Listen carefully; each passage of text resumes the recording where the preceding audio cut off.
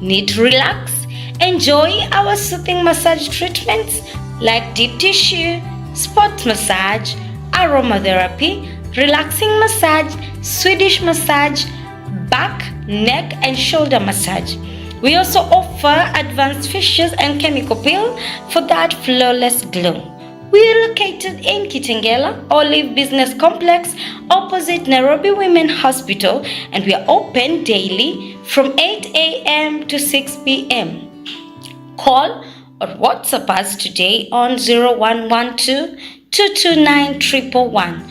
Follow us on all our social media platforms at Le Refresh. Le Refresh, everything body and face. Your body deserves a refresh and your face too. Welcome to Le Refresh, your home of every.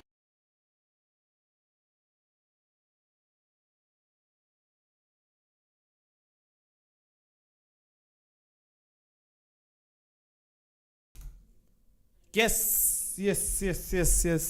Indeed, a very good morning. It's another day that we are here again on air. Siku nzuri, siku safi kabisa, tarehe 3 mwezi wa 3 mwaka 2026. Okay, it's a very good Tuesday that we are taking time on air this beautiful day to look at what is happening, what people are talking about, na maneno yetu yawe freshi kabisa. Thank you so much for choosing Top Prime Media. Hapa is the amp of authentic vibes. And this is Caleb, that's not my name, but Misogi is always my dad. Very happy when we meet with you on air, like having conversation. Tukiangalia yale ambayo najiri, tukiangalia ground inasema aje, tukiangalia vile, yani it's just a day we talk about things. It's a day where we meet and embrace one another, okay? Natumai kwamba pia mwezi unasonga vizuri, mwezi pia unaonekana kwenda kwa mwendo wa mpio kabisa, okay? See? It's a very good month. Pia nimeona kajua leo kako, nimeangalia hivi nikaona kwamba jua siku ya leo ipo, okay? Na ukiona jua ipo leo, you are aware that wale ambao you wish to clothes over the weekend, they did not dry up. This day, they're gonna dry up, man. Now that just away from that. Now this beautiful day on Top Prime Media, we are speaking we're having a very amazing conversation as we gonna be conversing with one of the greatest leaders from Kajiado County. We already posted yesterday kwamba we have an MCA aspirant Kitengela ward, okay? An MCA aspirant. Yanataka kuwa mwakilishi wadi wa hii wadi ya Kitengela, okay? Tumsikiza siku ya leo tujue kwamba is he ready for this thing? Is he confident about it? Ama iko namna gani? Tutakuwa tunamsikiza wakati usiokuwa mrefu, lakini zaidi yote kumbuka pale kuna Refresh. Refresh ni wanakufanyile ile shughuli ya skin yako, unataka ile facial yako, uso yako shine kama yangu by the way. Unataka pia unyoshe misuli, ufanyiwe massage. Yani Refresh, they got you, okay? You do not need to bother. Hauhitaji kushtuka, hauhitaji kuwa na stress mingi my friend. You only need to go to Refresh, ufanye mazungumzo na wao, ufanyiwe shughuli zako pale at a very very affordable price, okay? Yani kwa very very affordable price pale Refresh watakuwa wanakushughulikia wewe kama mtazamaji wetu popote pale ulipo. Na you can give them a call kupitia zile namba ambazo producer wangu anaziweka pale. Anatakuwa na display pale, uzungumze na Refresh, mwambie kwamba nataka nifanyiwe hiyo face, okay? Nataka nifanyiwe hiyo misuli yangu, nataka inyoshwe vizuri. You know how sweet it is. Like when your face inaenda inatengenezwa hivi, unashika unasikia vizuri. It's amazing by the way, because many people are living life na uendi kuangaliwa skin yako, uendi kuangaliwa mwili wako. How do you survive outside here when your body it's such fun? You need to go undo usikie vizuri. Without further ado, we're going to be welcoming our guest sasa hivi. We speak to him. Kumbuka pia you can follow us across all the social media platforms at Top Prime Media, na tuko pale verified, na tuko na blue tick pale. And Top Prime Media iko pale, iko verified with a blue tick yani, okay? Yani ukitaka kuangalia mtu ama ukitaka kutufollow sisi, angalia account ambayo iko na blue tick, okay? Ambayo iko na blue tick, the only verified. Wale wengine nimesikia kwamba bado. In fact, wametupigia simu wakatuambia kwamba they will be benchmarking from us. They want to verify. They're like, you people, you still verify? They're like, come and benchmark from us. Even ndo watakuwa nafanya nini? Even ndo watakuwa nafanya. Na waje, wakuje bwana. Let them come. Let them come. We gonna be, we welcome them. We welcome them. Hivyo karibuni sana wale wote ambao mnazidi kututazama pale. Tukiangalia pale. Achaniane. We're gonna be talking today kuhusu leaders. Today is a Tuesday. Okay. It's a Tuesday, and being a Tuesday, you know how we normally do it. Kwa Tuesday tunaifanya njia fiti sana, njia proper kabisa, manake tunajua kwamba you guys love vibe. You guys love what I bring. That is why we thank you. But over the weekend, I have just remembered something. As producer pale akitupanga. I've just remembered something that happened last week. Over the weekend, somebody just gave me a call, by the way, and he told me, aliniambia kwamba, jameni, aliniambia kwamba, you Top Prime are doing amazing. I'm like, really? You want to tell us people from what to New Hill? I remember the name. The name is Konza. Yeah. There are a group of people pale. Waniambia kwamba every day we are watching you. Oh my goodness, it's amazing, man. My heart is always glad for you. My heart is always glad. This is what we always do. Every content that we know that we make you people, we will make you people feel happy. You know, like for real. Yeah. See, you don't know how it feels. Niulize. Yeah. They gave me a call. Yeah, her name is Madam Waini. She told me that, jameni, sisi kwa hii kibandaski yangu lazima tukutune asubuhi. It's sweet for real. Let's be honest, it's very sweet. But don't worry guys, of this short break, we're gonna be introducing our guest. Pia wasema pale eneo ile la Machakos pia wananiambia kwamba tunafanya vizuri, na you guys keep doing well. I'm always happy for you. Out of this very very short break, we're gonna be introducing Mheshimiwa Daniel Dambuki, MC aspirant. Tumsikia alikuwa hapo. Usijaribu kubonyeza kidonde, salia hapo Issues like deep cleansing, enzyme powder, bright and glow, instant glow treatment, skin refining, and LED therapy, plus waxing. Need to relax? Enjoy our soothing massage treatments like deep tissue, spot massage, aromatherapy, relaxing massage, Swedish massage, back, neck, and shoulder massage.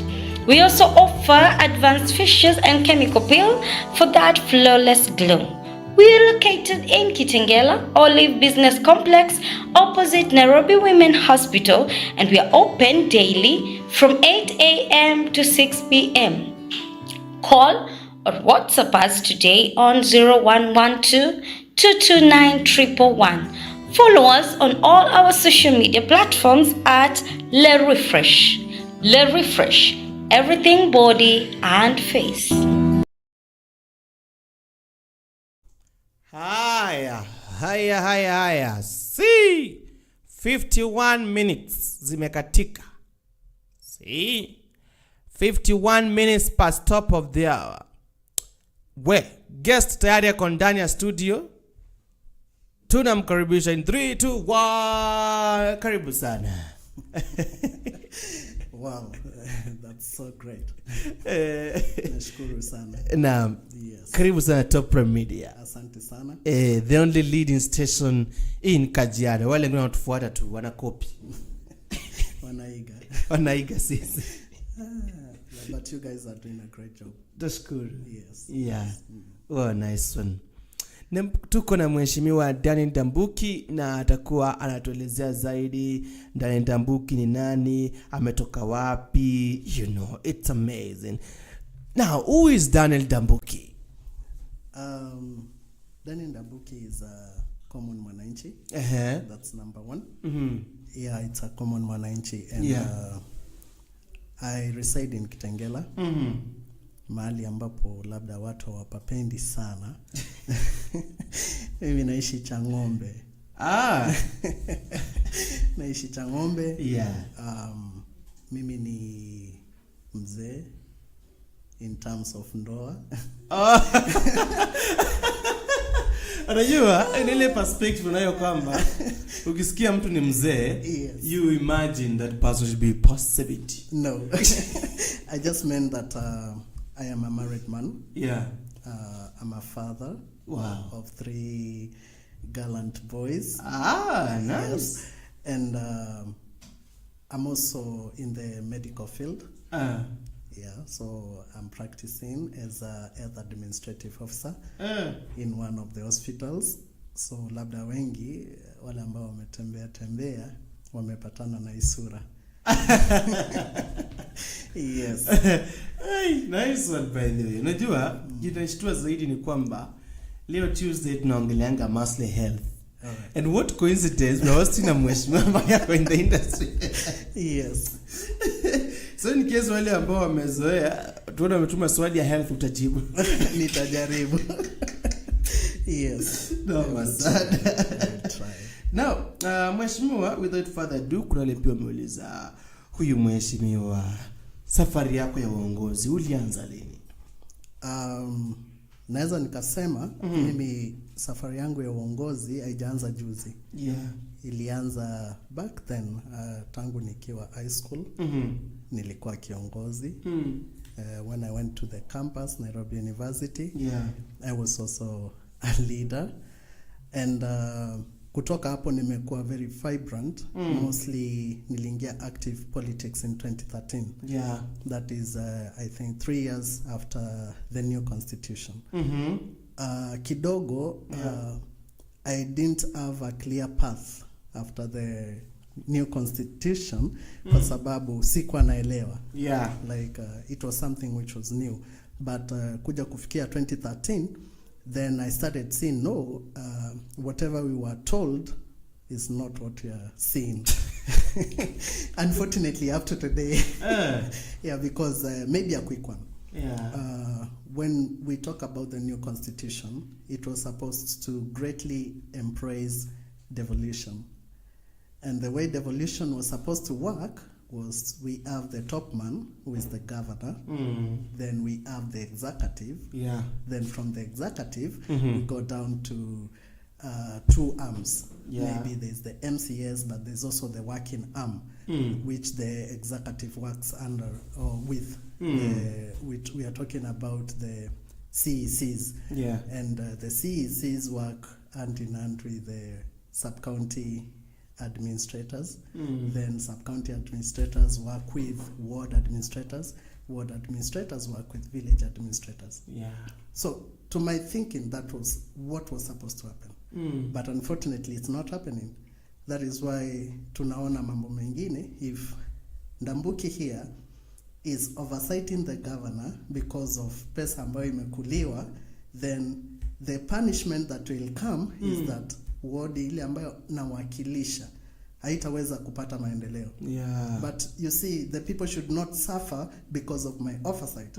Because walikuwa wanafaa kutumia hiyo channel ya kutoka kwa CECs iende kwa sub-county administrator, iende kwa ward administrator, na imalizie kwa village administrator. That's the government. So, but it's not there. Na zile ambazo ziko ni just for the sake. It's just like a rubber stamp. So ndio maana nikasema I started active politics in 2013 when I realized that these guys are taking us for a ride. They are not doing what we were told. So nilianza hapo. And then 2017 I tried now real active politics. Nikaenda hadi kwa debe. Although not in Kitengela. but I was in Kitengela. Okay. So I was a little bit afraid of cosmopolitan politics. Lakini ulikuwa unaishi? Lakini nilikuwa naishi Kitengela. Yes, I came to Kitengela in 2006. Yeah. Yes. Nice one. Maybe nikuulize kwamba wakati wote swali tu la design tu. Yes. You the time you have been in Kitengela, umeoversee siasa za eneo hilo, umeona viongozi. What is the big issue of Kitengela? What is Kitengela crying for? Kitengela, one, is development. And the reason why I'm saying it's development, I'll tell you something. Kitengela has got 3 identities. Okay? Identity number 1 is that Kitengela is one of the fastest growing towns in Kajiado County. Yeah. Right? When you look at the census, the 2019, it placed Kitengela as the 2nd town in Kajiado County in terms of population, ikiongozwa na Rongai. That's one. Number 2, Kitengela is a municipality. It gained this status in 2021. Yeah. And number 3, identity ya Kitengela, it's part of the Nairobi metropolitan. So, ukiwa na all these 3 identities, we also expect as much as of development to be seen. Tuna expect tuone hii reason ya Kitengela kukua the 2nd biggest town in Kajiado, that means even the equitable share of development inafaa kuwa mingi. That's number 1. Number 2, when a town ikipata the status of a municipality, it means there are things that automatically must happen, like roads, and you know about our roads in Kitengela, drainage of storm water and any other drainage, sewer, and also lighting under the municipal charter. Then there is the Nairobi Metropolitan. That's also another way that we can access funds for development. So right now, kwa hizo siku nimekaa, utapata hizi ambazo zinaitwa mulika mwezi. Hizo zinapitia kwa Nairobi Metropolitan. But now, how many are functioning? Zinakujanga tu kuwaka wakati siasa zimekaribia. And then that's it. So, watu wa Kitengela first, they will ask for roads. The roads are in bad state. Kukinyesha tu hivi, my friend, you are not meeting storm water, you are meeting raw sewage. So, drainage. It's very bad. And then number 3, whatever happened the other day, we have a very, very bad relationship between the county and the business community. That's why uliona kuna maandamano, kuna nini, because hakuna harmony, kuna shida. So, the people of Kitengela wanataka kuona how are these things solved. Do we have a leader who can speak on our behalf? So those are some of the major things in Kitengela. Yes. Talking about hiyo sasa, about the issues of Kitengela, what will you do to ensure that you personally, those challenges you've mentioned, you tackle? All right. How long? All right, I like that question. But I'll tell you something. The issues that we have in Kitengela, they are not the real issues. They are just fruits of something. So the bigger issue here is leadership.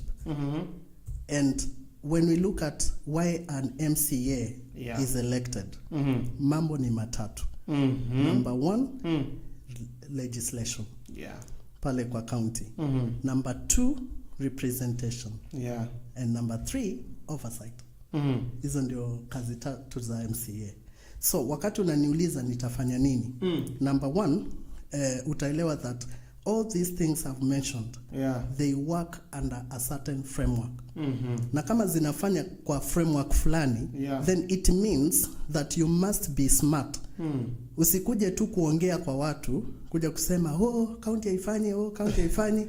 Yet you are given the powers by the people to sit in that honorable house, and you develop policies that will oversee. You oversight and question. Uulize, tangu 2021 tumekuwa municipal. Ni pesa ngapi ambayo imetengwa ama imekuwa allocated kwa Kitengela kwa ajili ya barabara? Na hiyo pesa ilienda wapi? You get? You sit and evaluate. Kuna vitu zinaitwa County Integrated Development Plans, CIDP. You sit and interrogate. Ile ambayo ipo saa hii ni ya 2023 to 2027. Okay? Na imetaja vitu mingi muhimu. Inataja vitu kama Human Development Index. Kwa hivyo, Kitengela kama ina grow. For example, I just pick out the issue of the OCAS. In 2022, tulikuwa na like 700 plus registered OCAS. As we talk right now, we have 3,500 plus registered traders, including the OCAS. Okay? So, the question is, development ile ambayo ya infrastructure ambayo ina support these numbers iko aje? Hautaniambia wewe kwa mfano unaishi bedsitter. Ulianza bedsitter ukiwa peke yako. Ukakuja ukaoa.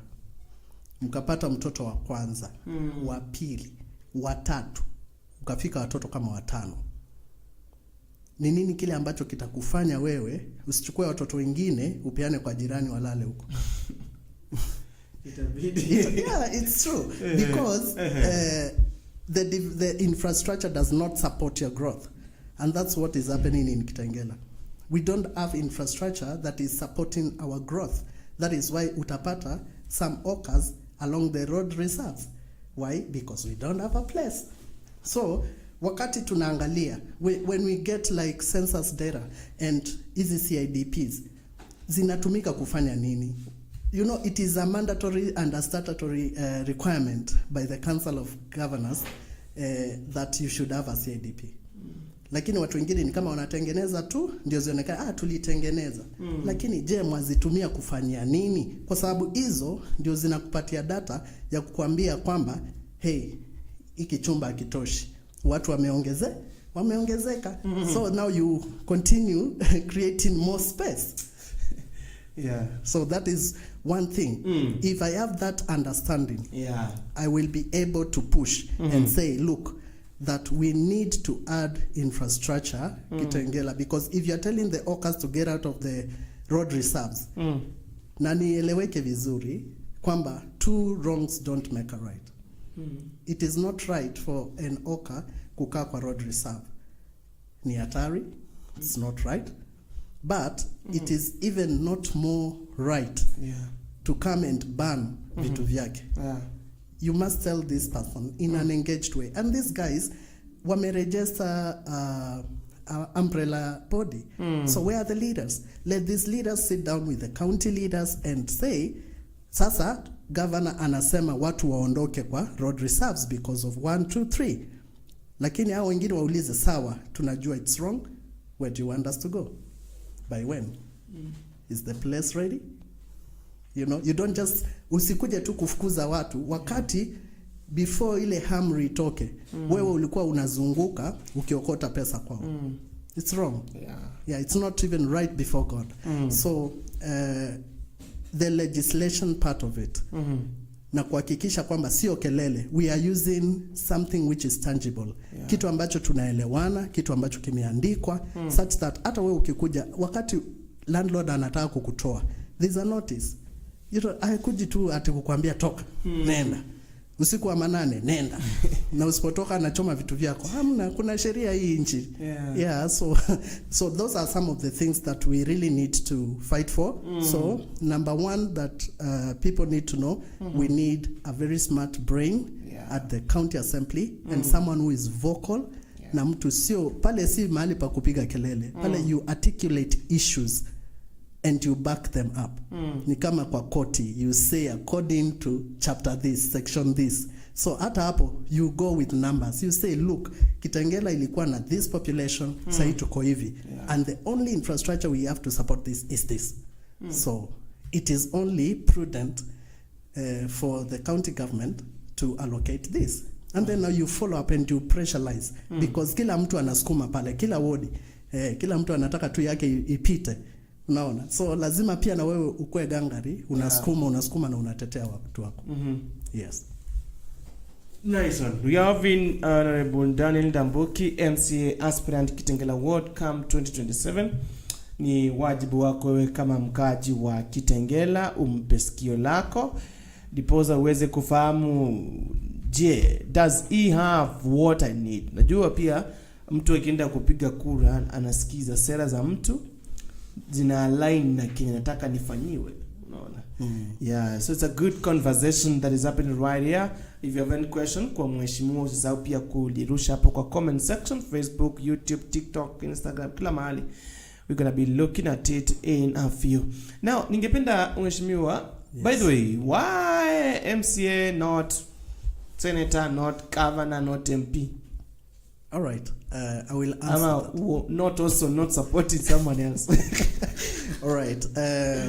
I want you to know that there's a saying that says, do not bite more than you can chew. All right?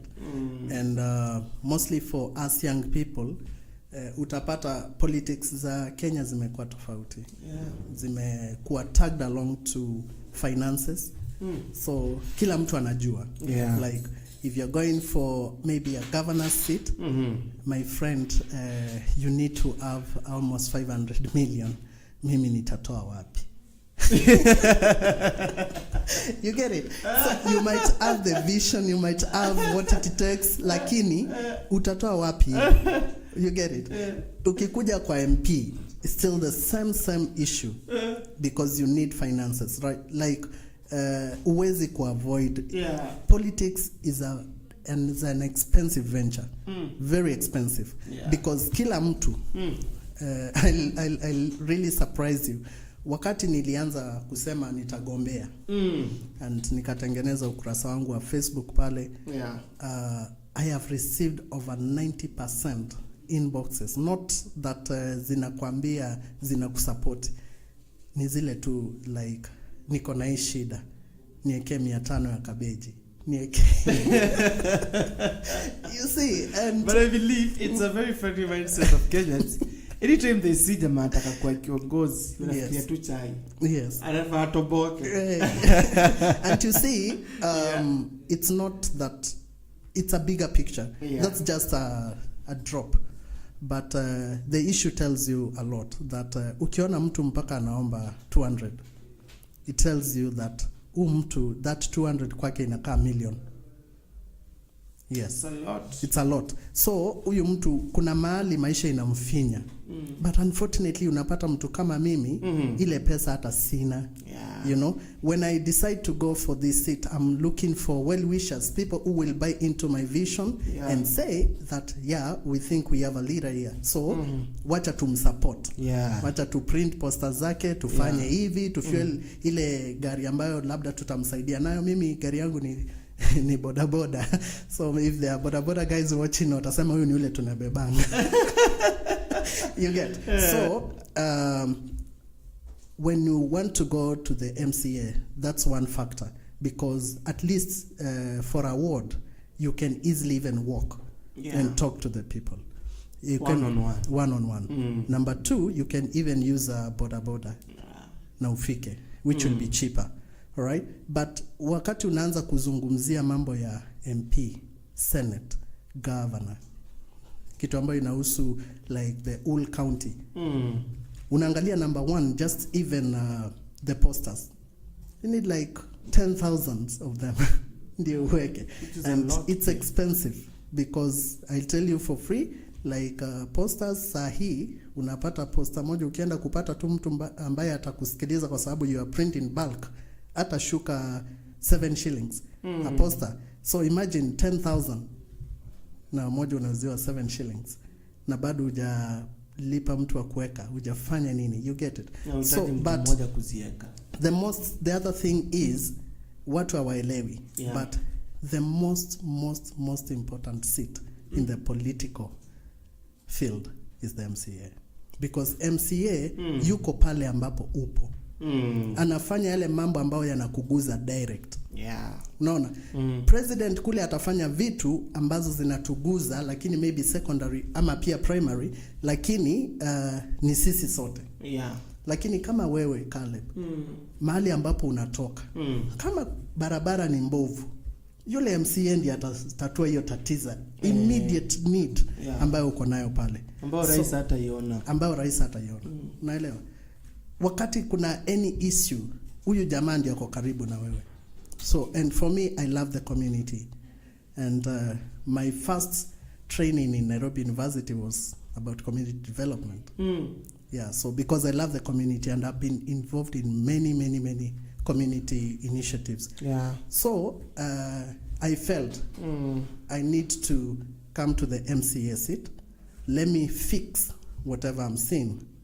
Siwezi nikasema kwamba yule ambaye ni predecessor hakufanya chochote, nitakuwa nadanganya. Right?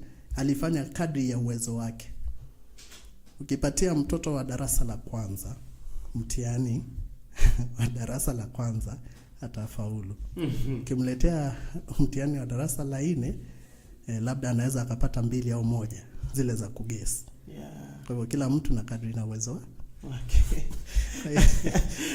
Yes. Aliuma Kenya anaweza chiu. Ndio sasa.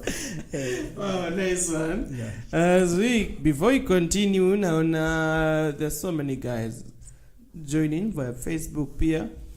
We have Lea Lita Papetul tuned in, Josephine Mbidhi tuned in from Nairobi, Honorable Chris Mutinda tuned in, Tony Kavoy tuned in from Nairobi. We have Brian Munyolo kwamba tuned in, Dan Tosha, kuna Daniel Ndonyi anasema kwamba good. Kuna Tony Kavoy anasema kwamba clean vision, these are kind of leaders we need. Thank you. Kuna VDJ Man Killer says good vision. Amos Ngali says sky is the limit, go Ndambuki. There's Tony Kavoy again says that okay, nashukuru huyo nani Tony Bravo. There's Nami Mutisa, she says, where's she gone to? Nami Mutisa, she says, wow, we need such young brilliant leaders who has vision. May God be with you, amen. Kuna mwingine anasema I'm here following, that is Peter Mutui. There is events known, he says great mind continue sir. Nice one, right? Pia kuna kina nani pale, kuna kina Lewis, kuna Josephine, kuna Brian and many others tuned into the show this beautiful morning. Then on upande huu ano kama network iko sawa hapa fresh. Okay, kiloda hapo. Umezungumzia swala zima kwamba MCA ni kiti cha muhimu sana. Yes. Wow. Who is financing you? Nimekuja hapa kuomba msaada. Hata wewe Caleb, yani wajua when you see a vision. Yeah. Ni kama politics is a business. Na hilo ni kitu ambacho nataka watu waelewe. Yeah. In a good way. Wakati wewe umechukua biashara yako ukaweka, tuseme labda ni hoteli, then ukaajiri wafanyikazi. Yeah. You cannot just leave that business to these guys. Itasambaratika. So politics is a business for the voters. Sisi ni waajiriwa. Yeah. So the worst part is that in most cases the voters wanaachia yule ambaye walimchagua ile biashara. No, that's wrong. Tunafaa kutembea pamoja. Now in financing, wakati wewe umesikia kwamba nipo na vision, we need to form a business which is a partnership. Yeah. Kwa hivyo mimi nitakuja na vision, wewe kama uko na hela, then you support me. Yeah. And then it becomes a partnership. So basically I am looking to partner with the community. Like ule mtu ambaye tukipatana niambia Ndambuki, you have what it takes. Please chukua hii 1,000, weka mafuta endelea kuuza sera. So I don't have anyone who is really financing me. So mtu asije akafikiria labda huyu jamaa yuko na godfather kutoka kule juu anampatia miela. Amna, sina. Lakini like I said, I am selling my vision for people to see what I have, for people to know, to be able to visualize Kitengela itakaaje mikononi mwa Ndambuki. That's the most important thing. Wakishaona kwamba yes, this guy can fix the mess in Kitengela, then the financing, I believe, kuna watu tu Mungu ameweka tu. Yani yule mtu tu Mungu atamnenea with the grace of God. Huyo mtu akiniita akiniambia chukua hii 1,100, toa posters, mwingine aniambie toa reflectors, and at the end of it all, hata nikishinda haitakuwa ni kama ni ushindi wangu, utakuwa ushindi wetu, kwa sababu it's a partnership, and then ita seal loophole ya wizi, kwa sababu kuna watu ambao wanaenda wanachukua loan mali, wanakuja kuomba viti, then after that this guy is like, I must recover what I used, what I spent. Na hiyo ndio inatukosti sana. Inatukosti sana kwa sababu mtu alienda akatumia milioni 10 ni kiti ya MCA, we know the salary, so what will happen? Ile salary haiwezi kumruhusu kurecover the 10 million. Kwa hivyo huyo mtu ataanza kufisia pesa yetu ya maendeleo. Utapata kama amepewa ile barabara afanye grading and it's costing like 300,000 for example, anaambia tu yule jamaa, we bwana tandika ya 150, anakula 150. You see? And we don't want that type of mentality. In fact, I am looking forward to introduce something called public-private partnership. Where? Private partnerships. Public-private? Yes. Partnership? Yes. That means... PPP, triple P. Yes. Hiyo inamaanisha ya kwamba nakuja na shikana na wanabiashara, tunaangalia let's say kipande cha barabara, we say maybe according to the allocation given by the county, hii barabara haiwezi ikachimbwa hivi, and we want to do cabro. Can we partner? So county government inatoa 600,000, mnaweza mkachangia kidogo, instead of ilete tingatinga ya kulima, we get some cabros and do the road once and for all. And then if there is transparency and accountability, trust you me that the private investors will be more than willing to do that. And that's something that I am looking forward, because Kitengela is a town. Kila mtu anahitaji, wale ambao wanajenga manyumba kubwa kubwa huku wanataka access, ndio watu hata waweze kuingia kwa nyumba zao. Lakini watu wakiona kuna Red Sea. Unajua wakati wa census tulikuwa tunauliza kama uko na boat. So labda watu walikuwa wameshaona kwamba kuna sehemu za kutumia maboti jamani. So it's very key. It's very key to have the PPPs. Yes. Oh, nice one. Kalonzo Musyoka, Mheshimiwa the 6th. Senior counsel.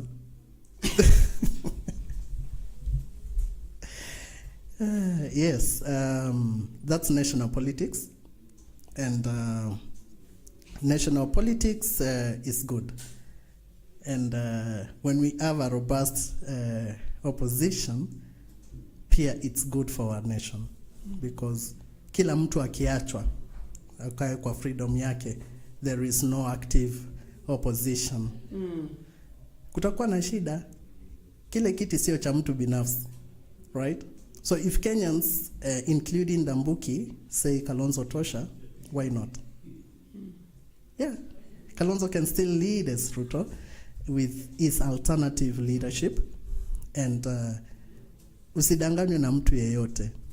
Hata wewe saa hii ukifanyika kuwa rais, kuna jambo tu moja utafanya tofauti na wale wengine, and Kenyans will appreciate, right? So Kalonzo is seen very much to step in the shoes of the late enigma Raila Amolo Odinga. They were very close. He carries that mantra Kwa hivyo, why not?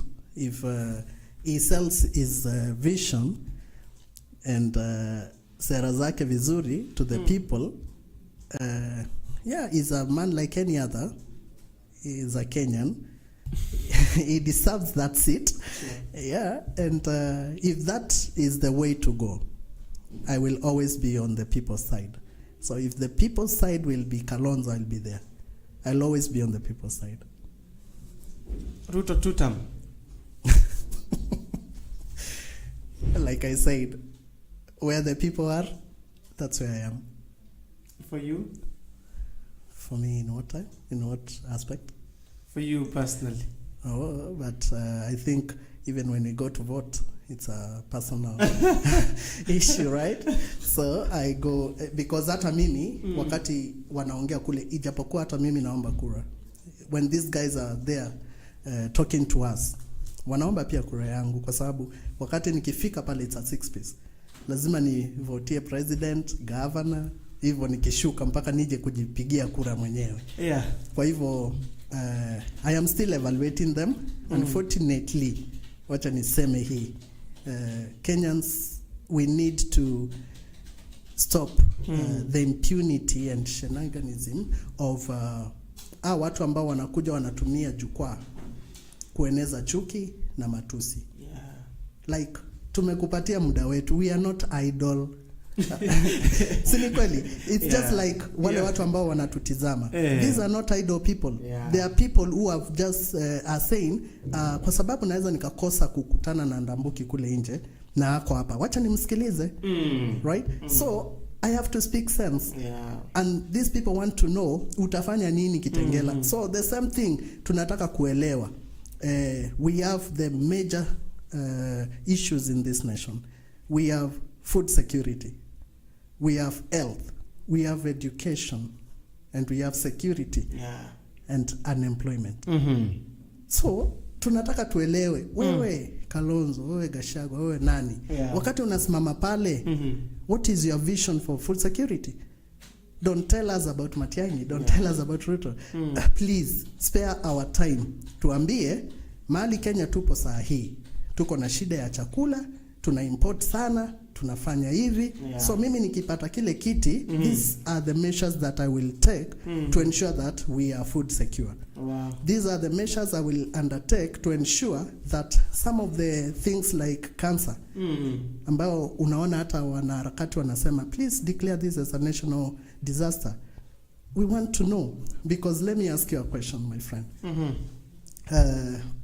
Wakati tunapoongelelea swala la health na vitu kama hivyo, I remember in 2013 when the then governor of Machakos stepped into power, I wrote to him personally when I saw that he was having a vision of establishing a Machakos city. Then I was telling him, wow, this is great, but I have something that you should consider. How about you change this from being just a city and we make it a medical city? You talked to him? Yes, it was a WhatsApp text. Yes, I sent, although he never responded. So, nikamwambia, like, would you approach hospitals in India, mahali ambapo tuna watu wengi wakigonjeka, they are raising funds to go to, right? South Africa, Cuba. Tell them, kujeni kuna city hapa tunataka kujenga, tutawapatia land. So what are you guys supposed to do? Put up hospitals and also put up a training center. So mkikuja hapa kama ni hospitali ya dialysis ama ya cancer chemotherapy and all that, mtakuja tu na some expatriates, right? Lakini pia mnachukua daktari wetu, you train them. So what will that mean? That will mean mtu ambaye yuko Tanzania, it will be cheaper kwake kukuja kutritiwa Kenya kuliko kwenda India. So that would have meant Machakos pale kungekuwa na airstrip, kungekuwa na nini, and then it was not all about Machakos, it was about the nation. Yeah. So these are the things that we want to hear. Muna ili swala nzima kabisa la saratani. Yeah. What are you guys doing? Kwa sababu saa hii, the way it is, the health sector has got issues. Unaenda pale, let's say uko na bill kubwa, tuseme kama hii ya saratani. It's something that it's ongoing. Si kitu cha, si kama homa, ati utatreatiwa uende homa and that's all. No.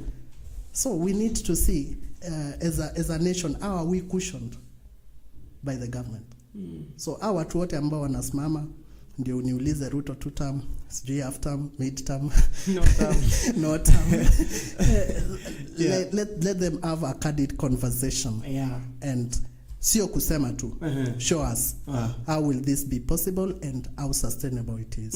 Yes. You've mentioned about cancer, by the way, na nikakumbuka tumeona watu kadhaa ambao wamesimama kumwambia rais tangaza this thing as a national disaster, but he has not. But what do you think that what should be done with that thing?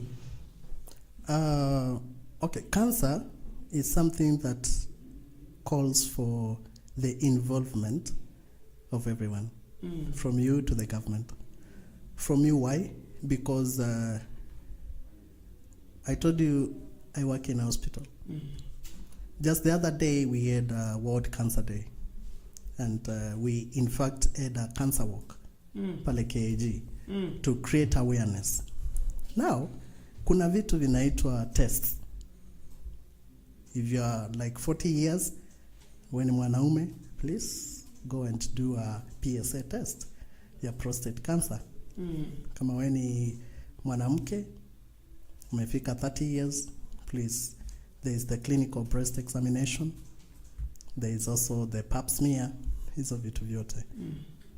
Now why do I say so? Because wakati ikitambulika mapema, it can be managed. Lakini the later stages ni 50-50. It's just like buy new time, usikufe kesho. Yes, that's the sad reality. So even as the government does everything, you know, we are looking very much about the curative part of it, ambapo like serikali ilete affordable, hizo chemo zikuwa affordable, but you see chemo will not cure the cancer cell and all that. Inakubaia too more time, and it even makes you weak. But how about we partner and come up with our preventive measure? Preventive, like hata wewe Caleb, you might have what we call a cancerous cell inside you, ambayo ipo tu imetulia. Lakini it becomes active when you eat something that triggers. And this thing that triggers is what we are calling processed foods. Ambazo ndio zimejaa. Kwa hivyo labda hata nikasmoke tu, just go and eat, na hiyo inaanza kugrow because imetrigger. So we also need to think ni nini tunakula. But you see, to eat zile vyakula vya kienyeji, arrowroot, nduma, ngwashe, it's expensive. It's very expensive. So serikali siingililie make these things, the cost of doing business ishuke, ndio ule mkulima ambaye analeta nduma from Kiambu kusikwe na vizuizi vingi vya kibiashara. Ndio ile nduma ikifika hapa, if you can buy at the same price with the bread, why not? Lakini saa hii unaenda unapata nduma moja inauzwa so. My friend, uko na football team kwa nyumba. Utanunua ngapi? Is it sustainable? Unaona, so unaenda tu kwa mkate ambao it's not so healthy and all that. Kwa hivyo swala nzima la saratani inahitaji ushirikiano kutoka kwa sisi kule chini mpaka kwa serikali. Yes. Wow. Good one. Hata ikiwa ni politics, we have also jua kitu health. Yes. But they also advise you guys watching us, Facebook, kila mahali watching us guys, just enda upimwe. True. Yeah, there's some hospitals ambao ni free. You don't need to go in any place because sometimes go hata kama You never know. Yes. Tuko na Mheshimiwa Daniel Ndambuki, MCA aspirant Kitengela Ward come 2027. Na you are hearing him. Uko na swali gani kuhusu yeye? Kitengela Ward iko pale county ya Kajiado, Kajiado East constituency. Okay. Currently kuna MP anaitwa Mheshimiwa Kakuta Maimai. Iko na MC anaitwa Paul Matuya. Ambaye ni MCA pale. Na kuna wale ambao wanasema, je, zungumzia hospitali. Kitengela Ward hatuna hospitali. Mheshimiwa, unatoka sekta ya health. Kitengela ina hospitali bwana. Alright, yeah. Si hospitali peke yake, nitaguzia mambo kadhaa. Yeah. Kuna kitu ambacho kwa health management tunasema kwamba health should be accessible to all. Kwamba haufai kusafiri mwendo mrefu sana before you get a health facility. And that's why we have at the lowest point whatever we call dispensaries. Ile ni ya kusaidia madogo madogo. And then we have the level 2s, we have the level 3s, tuko na level 4 kama Saitoti. Now that's only the one that we have. Hizi zingine ni private. Okay? And sometimes it's good to understand that any private institution is there to make money because it is not funded by any source. Wale wafanyikazi pale wanalipa kupitia zile hela ambazo watu wanalipa, madawa pia. So it is very key. Huyo mtu ambaye ame raise that point, it's very important that we need first to ask ourselves, can we be able to secure a land somewhere ambapo tunaweza sasa lobby, kwa sababu I believe mambo ya ujenzi sana pia yanashirikiana between the county and the national government, the MP and all that. Tuweze kujenga hospitali like they are saying. It's very important that sisi wote hatulingani kama tu hivi vidole. Kuna mtu ambaye atakuwa na hela ya kukimbia kwa private hospital, kuna mwingine hataweza. So and ukienda Saitoti ndio utajua because you will find people wamejaa. Unaenda pale kuchukua number, you're given a card to queue. Unapata uko namba 100. The day was there, it was number 140 something. You get? So because mfuko wako ukuruhusu kwenda private, you just have to wait. Okay? So sasa ilo jambo lote linaangalia. Unaona maswala kama the reason why the government was saying they want to classify SHA and all that, wanasema kama ni magonjwa madogo madogo basi usiende level 4, enda level 2. Okay? But sasa kama hatuna hiyo level 2. Sasa mtu anaona wacha nikimbie Saitoti tu. Unaelewa? So it is very imperative that we need to have a health facility in Kitengela Ward ambayo sio level 4, ni ya chini kidogo, ndio iweze pia ku lessen the burden ile ambayo iko pale kwa Saitoti. The other issue is mambo na uwanja wa michezo. Not before to talk here. Yes. Before you go to those is the youths. Yes. There's one for the youth. Before you go there for the youth, hapo kwa health, like for Kitengela Ward, what do you do about that? I said some of these things, they are not majorly at the disposal of the MCA. MCA ana kiti yoyote. Like an MCA ananga pesa. Kuna pesa anapewa. Yes, MCA ndio maana kulikuwa kuna shinikizo la kuwa na ward development fund. Okay. Which is not there, like the MPs wako na national government constituency development fund, but MCAs don't have. But kutokuwa na hiyo haimaanishi kwamba that's it, you are useless. No. Unastahili kulobby. You can lobby. Yeah, you lobby through the government, the county government, right? You lobby through partners, the PPPs. Unaambia, look, we have this, but we are incapacitated. Can we come up with a community facility? and it happens. So I believe this is something that I cannot give a timeline because it's not assured. It's something kama ni wewe nakuja na kueleza, and you say as part of my corporate social responsibility I will give 500,000 from Top Prime Media tusaidie kuweka hiyo hospitali, you know, something like that, and then now we give it out to the government ndio iweze kufanya staffing na pia tuweze ku access drugs, because even if it's a community initiative we still need the government to chip in, because wale watu ambao watafanya kazi pale wanahitaji mishahara. We will need drugs and all that. So my promise is once I get there, that is a very fundamental issue, and lobbying will be inevitable. Yes. Wow, nice one.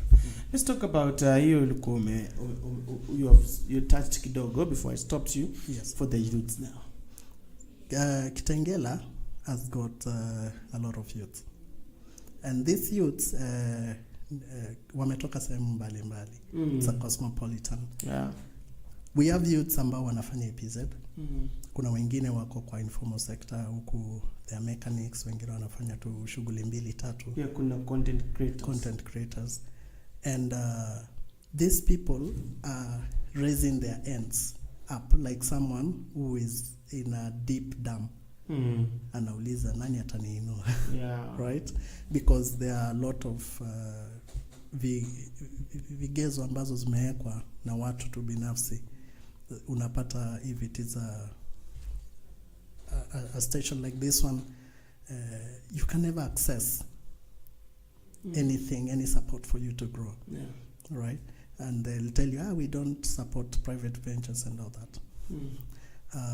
Utapata kijana kwa pale akona talanta yake, you know. Saa hii kuna CBE ambayo ilikuwa CBC. I remember when I grew up, I'll surprise you, I was a musician.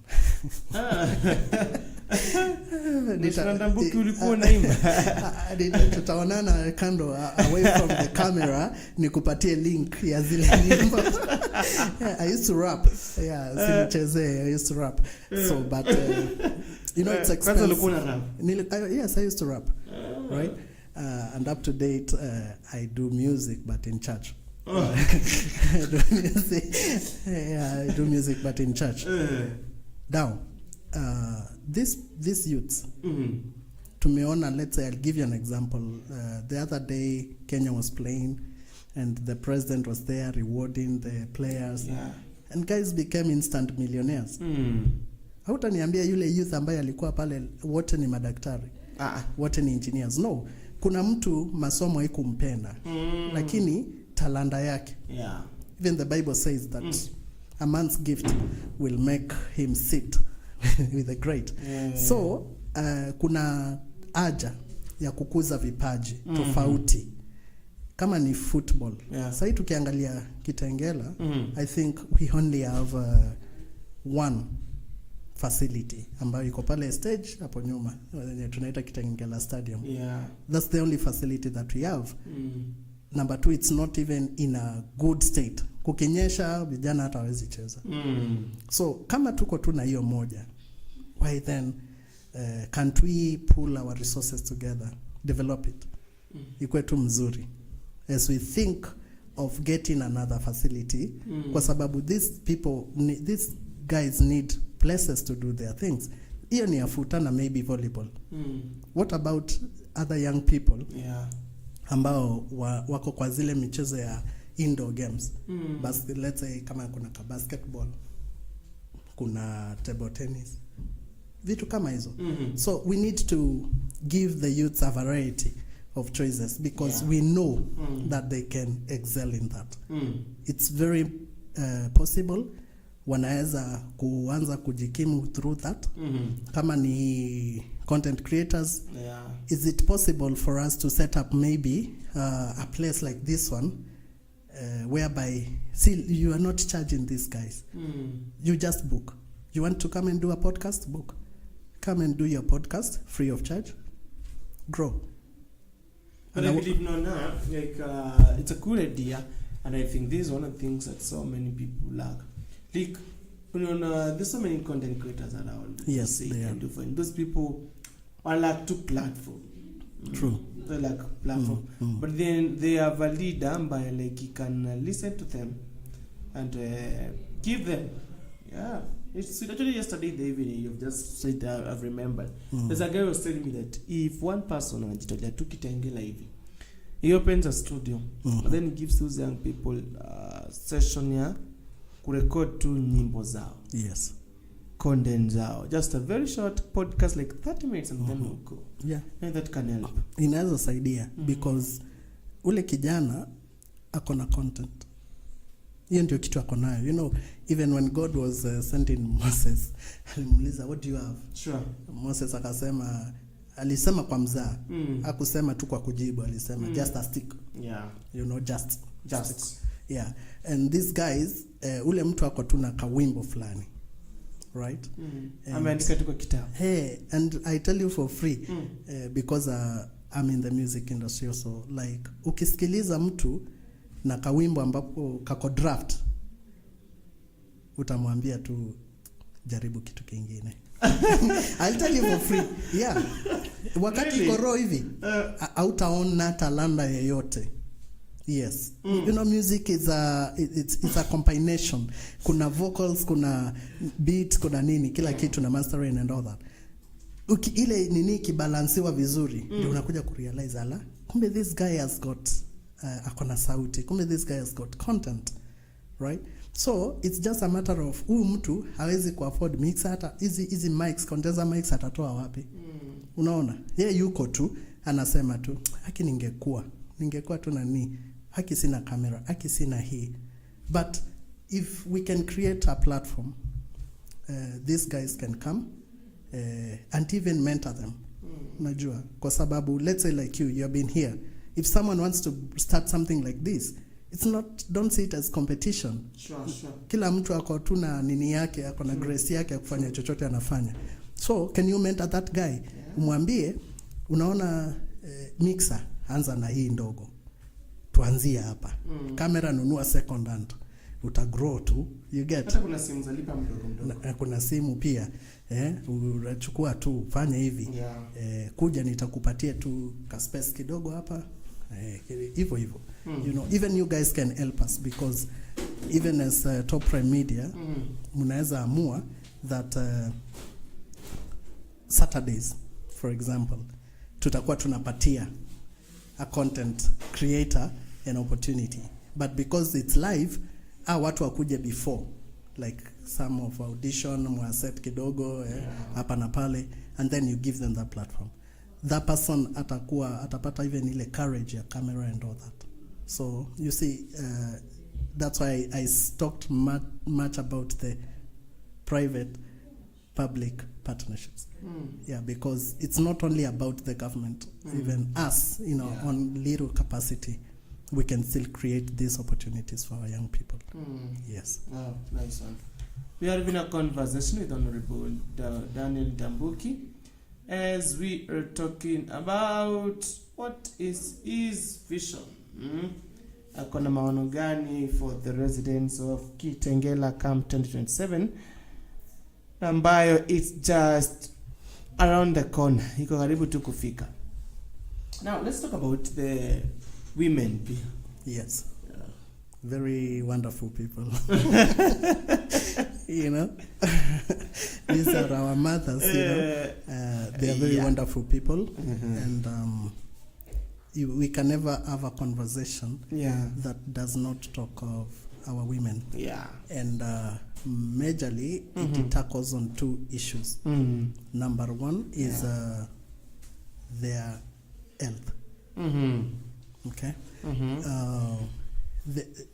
I always look at it and say we need to restore the dignity of our mothers through healthcare.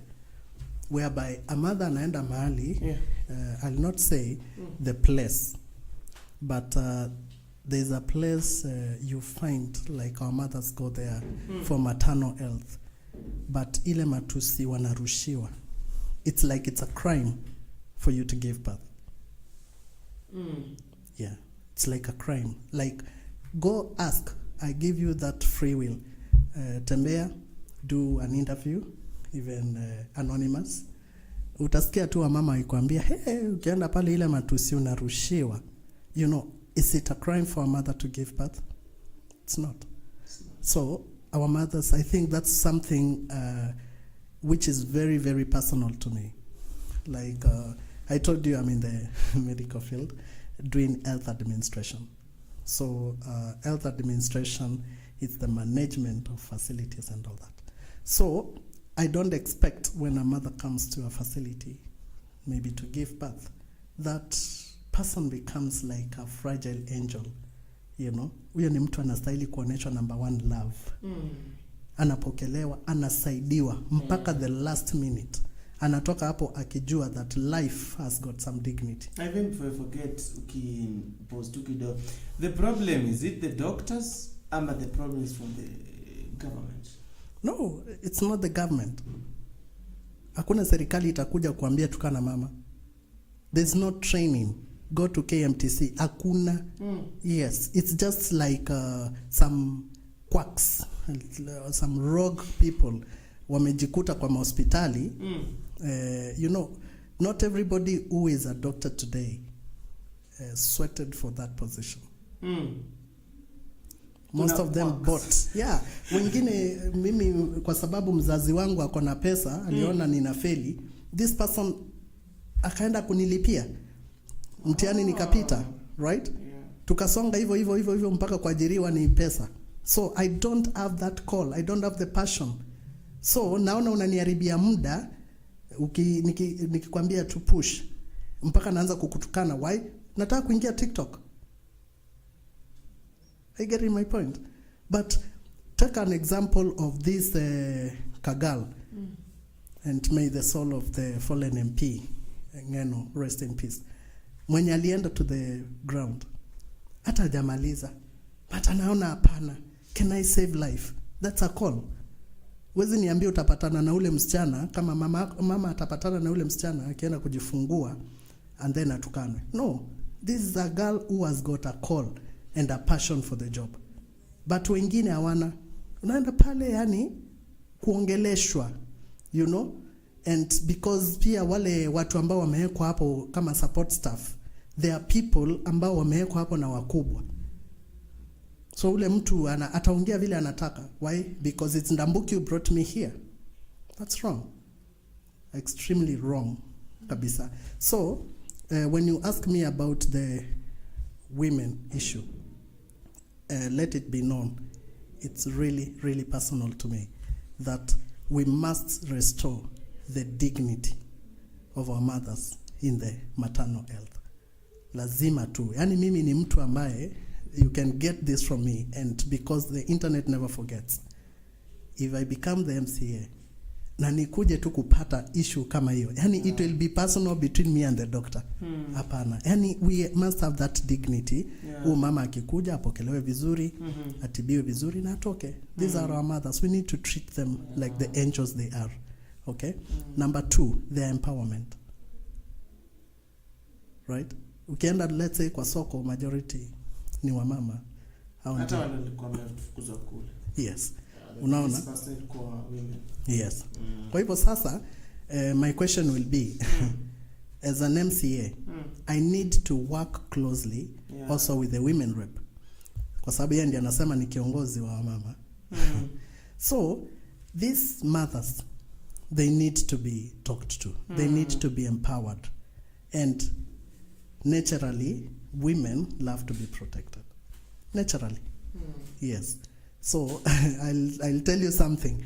Hata wale ambao wameenda KDF na wakapewa bunduki, wakati wanaenda kwa vita, they are not placed at the war front. They need to be protected. Sure. And so are our mothers. Pia how wale ambao wanafanya biashara, we need to come up with a way of how to protect them from anything. Chochote to, like, we are men. Wacha to protect, wacha sheria iwa protect and empower them. They say when you empower a woman, you have empowered the whole community. Sure. Yeah, so that is my mantra lazima tu hizo mbili, the women empowerment and the restoration of dignity in maternal health kwa health facilities. Number one. People with disability. Yes. People with disability, they did not apply to have these disabilities. Wow. Okay? Ni watu walizaliwa hivyo. Sure. And I will tell you something. Na tuombe Mungu sana. That they say, kuna msemo unasema that hujakamilika kuumbwa. Right? So today you can be like this. Uko sawa, uko full.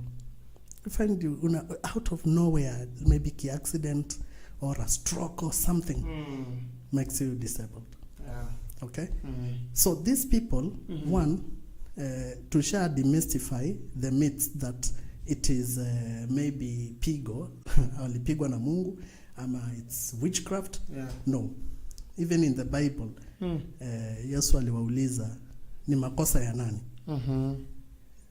Because it was not the parents, it was the man's nini that caused blindness and all that. So we need to know they are part of the community. We have to embrace them, and we have to champion also for their access to services. Yeah. Kwa hivyo kama ni jengo, tafadhali, like ilo jengo likuwe na access ya PWDs. Yeah. Kama ule mtu anani, let us tukue tu, yani tuko sensitive to such issues. Wale watu kama wanahitaji ramp ya kupanda mahali, wacha iwepo. Yeah, let us not discriminate them. If you get an opportunity, hata hapa Top Prime, you get an opportunity that you can bring on board a person living with disability, please do. Give them an opportunity. It's not an inability, right?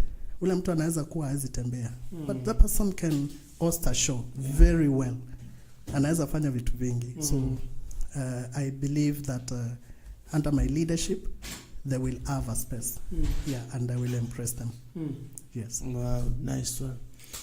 We are talking one-on-one with Mheshimiwa Daniel Ndambuki, MC Aspirant Kitengela Ward Camp 2027. Sisi ndio Sifuna, wewe ndio nani? Sisi ndio Sifuna. Let me tell you, from ages, I've always admired Sifuna. Back then also Sakaja and Babu Owino, because I believe in youth power. Okay? And mimi napenda mtu ambaye anapigana njia yake kwenda juu, ategemei Godfather. And sisi ndio Sifuna is a statement that you have to listen. You cannot wish them out. They have numbers. And even the silent majority ndio wengi. Yes, kuna watu ambao labda wako kwa kazi very sensitive, hawawezi sema, lakini mioyoni mwao wanasema sisi ndio Sifuna.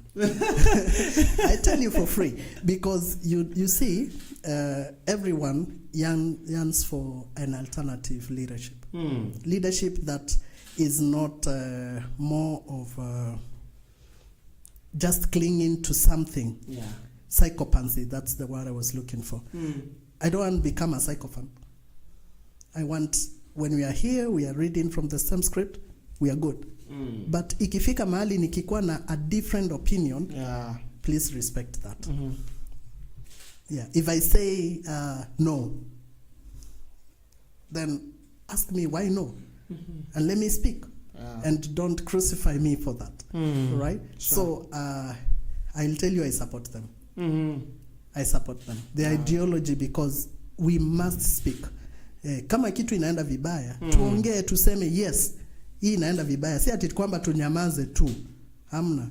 Like, if I'm your friend and you're not doing the right thing, ile ubeshte isifanye ni nyamaze. No, mi nitainua tu my different opinion. Na ukitaka kunichukia unichukie, lakini like mimi ni mtu nitajiongea. So these guys are doing a great job, and they're also providing a platform for the young people to know that yes, wacha tufanye. And I'll tell the young people, these guys are already fighting the Goliath. So wakati wa sorry, I'll refer very much to the Bible. Mimi napenda Biblia. So hata wakati wa David, you know, like David was to fight Goliath so that mtoto wake akuje kujenga kanisa. So young people should be proud of Sifuna and Babu.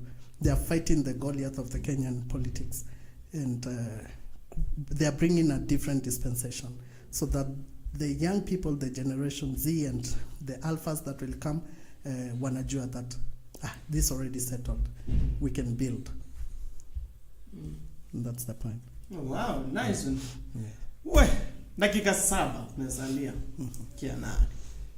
I think having talked about others, it's amazing. I feel so good. And I think kabla tumpe mheshimiwa nafasi ya ujumbe atakaowaambia,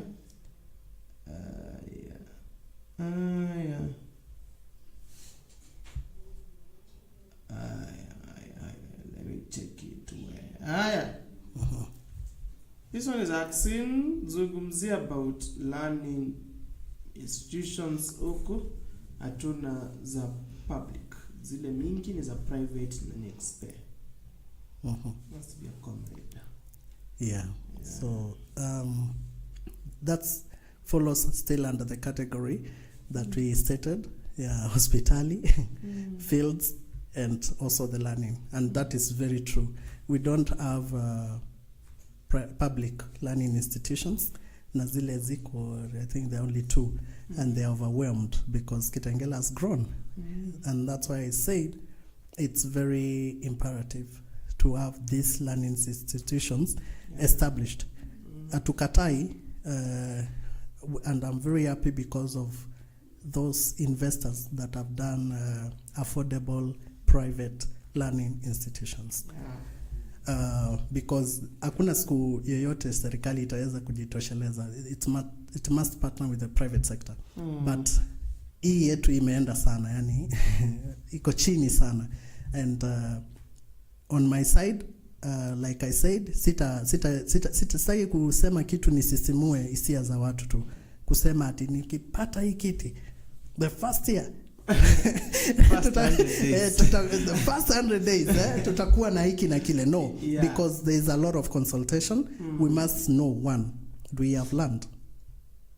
Tukipata hatuna land, can the land be bought? In case there are no funds, is there a community that is willing to donate such a land so that we set up that? You know, those are things that a leader needs to initiate, because lazima tuongee, it's a dialogue, and we must say that this is a problem. So I concur with the person that has said that learning institutions huku ni issue, and I think it's because of the growth of the town. So hata kama itakuja kufanyika, I think itakuwa outskirts kidogo, kwa sababu huku kupata land sahi I think ni 2 plots tule ambato ukienda hivi unasikia 10 million. So because the guys are really doing business, you know. So but those are some of the issues under my pillar, education, the learning areas zinahitajika, and maybe also to touch on security, because it's also a very, very great issue. We have Kitengela Police, but our ward is so diverse. Kwa hivyo, I think the MP and the chairman of the security, who is the DCC, they sit on the same table. And once elected, I will also want to have a candid discussion with them if we can have patrol bases established. So unapata kama ni huko ni uvali huko chini, kuna ka patrol base hivyo, na tunaangalia how we can sustain it, because if we do so it will mean that tumeleta ile huduma ya security to the people. Because I think tuko na some few bad heads wanazunguka. Sometimes unaweza nyang'anywa simu. A friend of mine alikuwa anatoka hospitali, is a medic, alinyang'anywa simu. It's happening. There's a time the border guys down here in Changomet to really work on some small boys who are using drugs and wana attack watu. Na after hiyo wakapewa notice, wakaambiwa if you don't change sisi tutawachoma. You see, and by the time hizi vitu zote zinafanyika unapata maybe the police are overwhelmed kitambo atoke huko akuja hapa, but if we had a patrol base itasaidia, because at the end of the day I want you to understand this, hakuna mtu mbaya. Get it from me. Hata yule anaiba. No. There is a reason. Maybe that person ako under influence of drugs and other things. So if we can eliminate the drugs in the system ya mtu, atakuwa mtu mzuri. And we should be looking forward to that. The rehabilitation of these people so that they become helpful. Because ule mtu kama ni mbaya akipigwa risasi amesaidia nani? Nobody. And trust you me, hata yule mzazi wake siku ya mazishi atalia. Right? So how can we divert those tears from even that parent? Can we put efforts and rehabilitate this person? Definitely. So that's something here to check on. Wow. Yeah. Mheshimiwa, dakika mbili zimepita. As producer panel to set, I want you to look at this camera now. Talk to people of Kitengela Ward. All right. Tell them now in 1 minute. Let's go. Come on, Mheshimiwa. It's already set. All right. My plea is just simple. Mimi sikuji na maneno mingi. I'm coming with solutions. Unaweza kosa kuniona nikiongea huko juu nipande magari and all that, but just know I have spoken my heart, I've spoken my mind, and ningewaomba tu that from 29th tafadhali, kama haujachukua kura, nenda chukua kura, and let us be ready. And I know that the journey to transform Kitengela has started, and I promise you that we will walk the journey together, na hii kiti itakuwa yetu, na kila kabila from Maasais to Kisis, you are safe in my hands. So God bless you all, and let us spread the gospel that Ndambuki is the real deal for Kitengela. Thank you. What? See? Well, good one, Mheshimiwa. Naona watu ni wengi, nilifika wapi? Haya, Tony Kavui amefuatilia zinasema kwamba 3P public private partnership. This is how sustainable growth is created. Brian Gisemba tuned in. Kuna pia huyu Bava anasema kwamba one bite one chew at a time. Nice one. Kuna mwingine pale anasema kwamba Honorable Dr. Ndambuki as ito to get, this is the man you can bank on. Anasema kwamba thank you. Kuna Lynn anasema kwamba congratulations Munene Prince Kid. Wow, how you doing, man? Anasema kwamba nice insights watching from Pringa Group headquarter. Thank you so much. It's a big company in Kitengela. Otherwise kuna Bavon, otherwise Alpha tuned in from Changombe, Kajiado County, so that for karibu sana to Changombe area. Tuko pamoja tuko pamoja for the one of our Honorable Dr. Danny Ndambuki for Kitengela Worship C2027 need change from visioned principle with well-searching principles like the brain being interviewed today. Go Ndambuki, go Daktari. Go with a sharper fierce instinct like that of a predator. Go Konga Kitengela. Bring the changes that the residents have been longly waiting for. Alpha trust you. We trust you, and Kitengela will listen and must listen to you, no turning back. Pia kuna Elizabeth, congratulations Daniel for supporting Matano L, the MCA we need. Kuna ikasa yangu ina tabia mbaya. Kuna Susan Engesa anasema kwamba OMC 27 Kitengela Ward Honorable Danny Ndambuki. Go Daktari, I support you. Nice one.